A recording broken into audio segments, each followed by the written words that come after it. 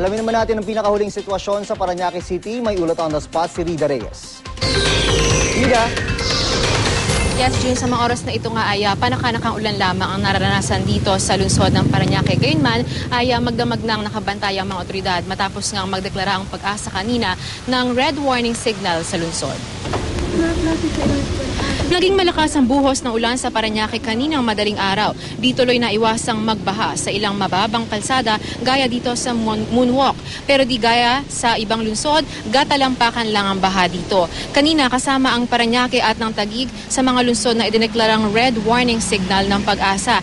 Ibig sabihin, June, malakas na pag-uulan at posibleng pagbaha ang maaaring maranasan dito ngayong araw. Dahil dito, naka-standby na ang Emergency Rescue Unit ng Parañaque sakaling mas lumakas pa ang ulan.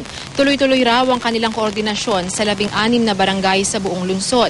Pagtitiyak naman ng Parañaque City Government, walang dapat ipangamba dahil walang dahilan para magpanik dahil mas pinag-ibayo na raw ang kanilang mga preventive measures laban sa mga kalamidad. Katunayan, kumpleto raw sila sa mga gamit gaya ng dredging machines, excavators at sewer vacuum cleaner para i-declog ang mga baradong estero na siyang nagdudulot ng mga pagbaha.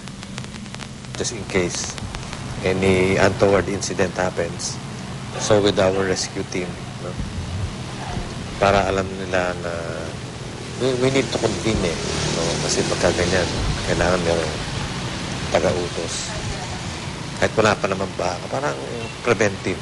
Kung kayang i-prevent, wala tayong kailangan respond yan.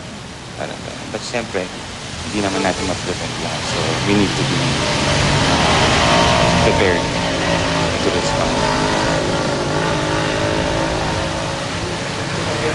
Sa ngayon, June, ay wala pa naman daw dahilan para magsagawa ng anumang evacuation measures sa buong lungsod dahil wala pa naman daw nararanasan ng mga pagbaha. June? Maraming salamat, Rida Reyes.